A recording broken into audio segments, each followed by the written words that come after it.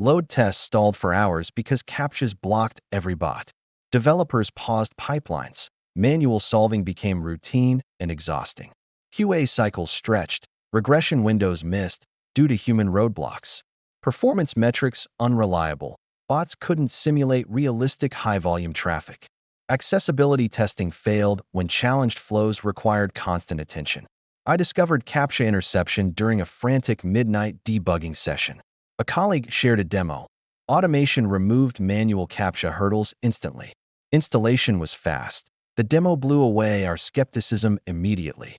The standout feature: reliable automated CAPTCHA handling with developer APIs. It integrates into pipelines, letting tests run uninterrupted, fully automated.